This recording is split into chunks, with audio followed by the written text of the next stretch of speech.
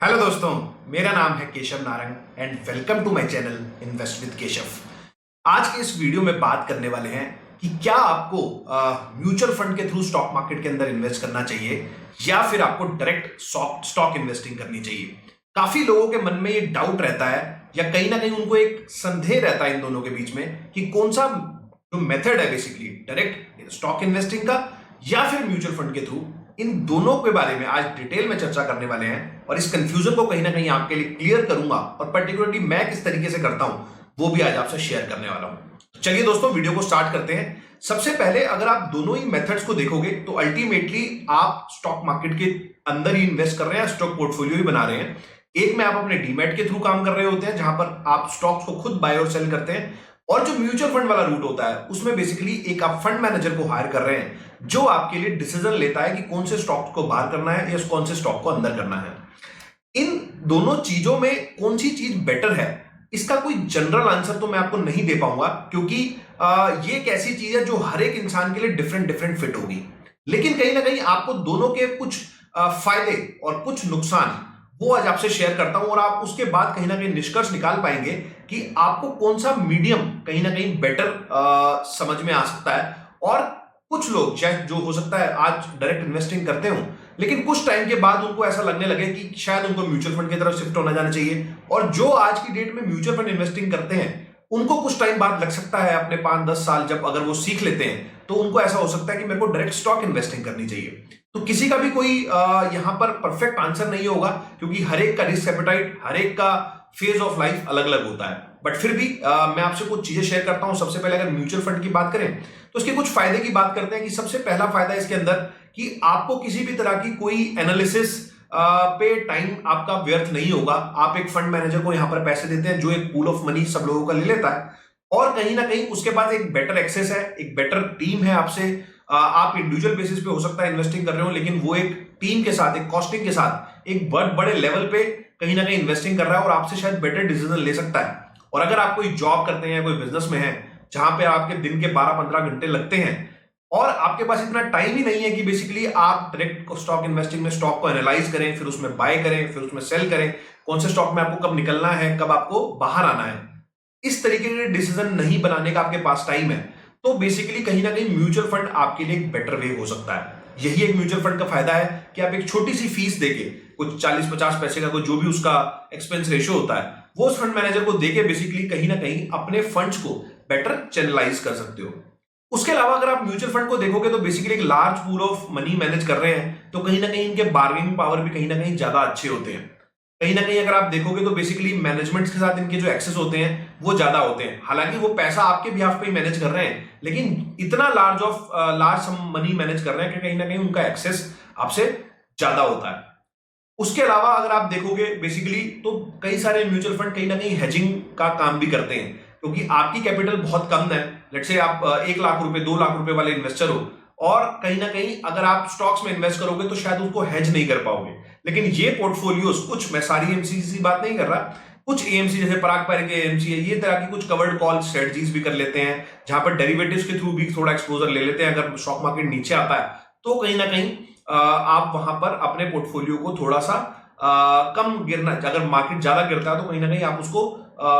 इस तरीके से हेज करते हो कि आपका पोर्टफोलियो कम गिरे। आप म्यूचुअल फंड में बाहर के मार्केट का भी एक्सेस ले लेते हो, आप कुछ पैसा बाहर भी इन्वेस्ट कर लेते हो। जैसे कुछ म्यूचुअल फंड हमारे यहाँ ऐसे हैं जो यूएस के अंदर भी इन्वेस्ट करते हैं, इंडिया के अंदर भी इन्वेस्ट करते हैं। तो इस तरीके की चीजें कहीं ना कहीं अगर आप इस चीज का एक्सपोजर लेना चाहते हो और आपके पास टाइम नहीं है तो मेरे हिसाब से म्यूचुअल फंड सबसे बेस्ट मीडियम होगा आपके लिए। लेकिन इसके साथ साथ अब इसकी कुछ लिमिटेशंस भी हैं। इसकी लिमिटेशंस जैसे कि म्यूचुअल फंड की सबसे बड़ी लिमिटेशन ये है जो कि आप एक एंगल से देखोगे कि इसका लिमिटेशन भी है और एक कहीं ना कहीं इसका फायदा भी है कि किसी भी सिंगल स्टॉक के अंदर आप 10% से ज्यादा का एक्सपोजर नहीं ले सकते। सेबी का ये जो रूल है बेसिकली कोई भी म्यूचुअल फंड एएमसी की कोई भी स्कीम किसी भी सिंगल स्टॉक के अंदर 10% से ज्यादा का जो बेसिकली रिस्क नहीं ले सकती। लेकिन एज ए इंडिविजुअल इन्वेस्टर जहां पर अगर आप कोई स्टॉक्स में इन्वेस्ट करना चाहते हो अपने डीमैट के थ्रू, जब आप डायरेक्ट स्टॉक इन्वेस्टिंग करते हैं तो आप अपना 100% पैसा भी उसके अंदर डाल सकते हो। तो इसमें अब ये होता है कि बेसिकली आप किसी बिजनेस के ऊपर बहुत ज्यादा बुलिश हो और आपको अपने सामने चीजें होती हुई दिख रही हैं, लेकिन फिर भी अगर आप म्यूचुअल फंड के थ्रू जाएंगे तो कहीं ना कहीं वो अगर स्टॉक उस स्कीम के अंदर होगा भी तो भी कहीं ना कहीं अगर आप वो उसके अंदर एक्सपोजर लेना चाहता है तो भी 10% से ऊपर का एक्सपोजर नहीं ले पाएगा। उसके अलावा जो सेकंड लिमिटेशंस मेरे को म्यूचुअल फंड की लगती है वो बेसिकली लगती है यहां पर जो एंट्री और एग्जिट्स होते हैं वो बेसिकली फंड मैनेजर के हिसाब से नहीं होते, वो आपके हिसाब से होते हैं। अब आप अपने फाइनेंशियल एडवाइजर से पूछ के करते हैं या फिर खुद डिसीजन लेते हैं, वो आपके हाथ में होता है। लेकिन आप अगर किसी भी फंड स्कीम में पैसा डालोगे तो वो उसको कैश में होल्ड नहीं कर सकता। मतलब कहने का मतलब मेरा ये है, कोई फंड मैनेजर को अगर एज ऑफ नाउ मार्केट्स बहुत महंगे लग रहे हैं, जैसे कि अभी हमारे पास रिसेंट एग्जांपल था जहां पे एस नरेंद्र ने बोला कि उनको मिड कैप और स्मॉल कैप के वैल्यूएशंस बहुत ज्यादा लग रहे हैं, बट अगर आप उस फंड में पैसा इन्वेस्ट करोगे, उस स्कीम में पैसा इन्वेस्ट करोगे तो उनको मजबूरन उस पैसे को इन्वेस्ट ही करना पड़ेगा, वो उस पैसे को कैश पे होल्ड नहीं कर सकते। यही बेसिक कारण है कि बेसिकली जब एंट्री का टाइम आता है तो म्यूचुअल फंड के पास या उस फंड मैनेजर के पास कुछ खास डिस्क्रिप्शन नहीं होती आपके फंड्स को लेके। इसका सेम उल्टा भी अगर देखूं, जब एग्जिट का टाइम आता है, अगर किसी फंड मैनेजर को लगता है कि ये स्टॉक्स जो हमने लिए हैं बेसिकली इसमें मेरे को काफी ज्यादा रिटर्न आ गया है, फिर भी वो कहीं ना कहीं 75% अपना उसको जो पोर्टफोलियो है वो कहीं ना कहीं हमेशा मेंटेन करके रखना ही है मार्केट के अंदर। सिर्फ 25% ही वो कैश होल्ड कर सकता है डिफरेंट स्कीम्स के अंदर। मैं मैक्सिमम पकड़ के चल रहा हूं 25%। तो ये एक लिमिटेशन आ जाता है। लेकिन जब आप डायरेक्ट स्टॉक इन्वेस्टिंग करते हैं वहां पर आप 100% कैश में भी आ सकते हैं। आपको लगता है मार्केट बहुत महंगा हो गया है तो कहीं ना कहीं आप उसके अंदर जो इन्वेस्टमेंट है वो अपना पूरा कैश आउट भी कर सकते हैं, 50% भी कैश रख सकते हैं। मतलब अपनी कहीं ना कहीं सहूलियत के अनुसार कहीं ना कहीं अगर आप देखोगे तो ये सारे काम आप डायरेक्ट स्टॉक इन्वेस्टिंग के अंदर कर सकते हो। तो ये मेजर इश्यूज हैं कुछ म्यूचुअल फंड के साथ कि आप अपने हिसाब से एंट्री, एग्जिट और जो सिंगल स्टॉक का रिस्क है वो बेसिकली कहीं ना कहीं सिंगल स्टॉक का जो इन्वेस्टमेंट आप इसके अंदर रिस्क भी है। सिंगल स्टॉक का इन्वेस्टमेंट अगर आप बहुत ज्यादा करना चाहते हो तो वो आप इसके अंदर नहीं कर सकते। अब अगर मैं डायरेक्ट स्टॉक इन्वेस्टिंग के थ्रू आता हूं तो डायरेक्ट स्टॉक इन्वेस्टिंग में सबसे पहले अगर आप देखोगे तो फायदा इसके अंदर ये है कि आपका जो कंट्रोल है वो बेसिकली आपके हाथ में आता है, क्योंकि सारे स्टॉक्स आपके डीमैट के अंदर रहेंगे। आप उनको कभी भी बेच सकते हो, कभी भी उनको कैश आउट कर सकते हो। उनके जो डिविडेंड्स होंगे, अगर आपने म्यूचुअल फंड के थ्रू ग्रोथ स्कीम में नहीं लगाया तो उनके डिविडेंड्स भी आपको क्रेडिट होंगे। उसके अलावा आप कुछ ट्रेडिंग बेस्ड स्टॉक्स लेना चाहते हो, कुछ स्विंग बेस्ड खेलना चाहते हो तो वो भी आप डायरेक्ट स्टॉक इन्वेस्टिंग के थ्रू कर सकते हो। इसके अलावा अगर आप डायरेक्ट स्टॉक इन्वेस्टिंग करना चाहते हो तो बेसिकली अगर आप एफएनओ में काम करना चाहते हो तो स्टॉक्स को आप प्लेज करके एफएनओ में भी काम कर सकते हो। तो डायरेक्ट स्टॉक इन्वेस्टिंग के कहीं ना कहीं फायदे हैं, लेकिन कहीं ना कहीं मेरे हिसाब से डायरेक्ट स्टॉक इन्वेस्टिंग उसी इंसान को करनी चाहिए जिसके पास टाइम है, जो कहीं ना कहीं मेरे हिसाब से एक फुल टाइम इन्वेस्टर बनने की राह पर चला गया है और कहीं ना कहीं उसके पास इतना टाइम है कि वो एनालाइज कर सकता है, चार्ट देख सकता है, डेली बेसिस पे चीजों को समझ सकता है, मैनेजमेंट की कमेंट्री सुन सकता है, किस तरीके का सिनेरियो चल रहा है वो सुन सकता है। और उसको एक टाइम हो गया है मार्केट में, कुछ 5-10 साल के उसने 2-3 साइकिल्स देख लिए हैं जहां पर अब वो मार्केट से इतना रूबरू है कि कहीं ना कहीं मार्केट्स में करेक्शंस और जब ऊपर मार्केट चलती है वो उनको थोड़ा सा पेशेंटली लेता है।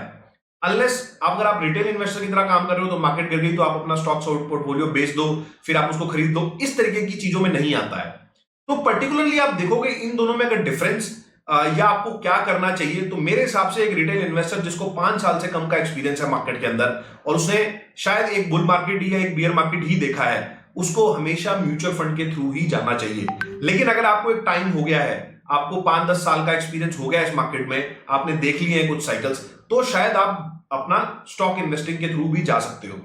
अब मैं क्या करता हूं, बेसिकली मैं किस तरीके की चीजें करता हूं, तो सबसे पहले मैंने किस तरीके से स्टार्ट किया था, तो मैं हमेशा अपना पोर्टफोलियो 80% में जब मैंने स्टार्ट किया था तो म्यूचुअल फंड में होता था और 20% पोर्टफोलियो स्टॉक इन्वेस्टिंग में होता था। तो और मैं अपने फंड मैनेजर्स से, मतलब जो मैंने म्यूचुअल फंड में पैसा डाला है उनसे कॉम्पीट करने की कोशिश करता था। हर साल के एंड में देखता था कि बेसिकली म्यूचुअल फंड में कितना रिटर्न बनाया और यही मैंने अगर डायरेक्ट स्टॉक इन्वेस्टिंग करी तो उसमें कितना रिटर्न बना। तो ईयर ऑन ईयर अगर आप ऐसा करोगे और 3-4 साल बाद अगर आप देखते हो कि आप अपने म्यूचुअल फंड मैनेजर जो म्यूचुअल फंड के रिटर्न है उसके आसपास हो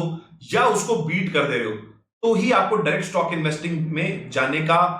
एक आइडिया मिलेगा, एक आपको निशान मिलेगा कि हाँ आप अपने म्यूचुअल फंड से ज्यादा अच्छा परफॉर्म कर रहे हो। ये एक बेटर मीडियम है बजाय कि डायरेक्ट स्टॉक इन्वेस्टिंग स्टार्ट कर देना। हर एक रिटेल इन्वेस्टर के लिए ये कहीं ना कहीं ट्रू है। आप 2 पोर्टफोलियोज बनाएं, एक डायरेक्ट स्टॉक इन्वेस्टिंग का जिसमें 5-10% की चीजें लाएं, 5-10% का ही पैसा डालें, उतना ही पोर्टफोलियो बनाएं और 80% पैसा अपना किसी पोर्टफोलियो मैनेजर को दे दें। पोर्टफोलियो मैनेजर और अपने बीच में कंपैरिजन करें और देखें कि किस तरीके की चीजें हो रही हैं, आप किस चीज को पे बुलिश हो, कब आप निकल रहे हो, कब आप डाल रहे हो और वो किस तरीके की चीजें कर रहा है और ईयर एंड पे उसका नेट में क्या रिजल्ट आया। आप 1-2 महीने की परफॉर्मेंस को यहाँ पे ना कंपेयर करें, थोड़ा सा लंबा टेन्योर दें, 1-1.5 साल 2 साल का परफॉर्मेंस देखें कि मार्केट, और उसको मार्केट से भी कंपेयर करें। लेट्स से मार्केट ने क्या रिटर्न दिया, मार्केट का मतलब मेरा निफ्टी से है, निफ्टी का क्या रिटर्न रहा, आपके म्यूचुअल फंड्स के क्या रिटर्न रहे, और आपका अपना जो आप काम कर रहे थे उसमें क्या रिटर्न रहे। अगर आप ईयर ऑन ईयर उनके अंदर प्रोग्रेस देखते हैं तो कहीं ना कहीं आप फिर डायरेक्ट स्टॉक इन्वेस्टिंग के थ्रू भी आगे आने वाले टाइम में फुल टाइम इन्वेस्टर्स बन सकते हैं। तो आई होप आपको ये चीज समझ में आई होगी।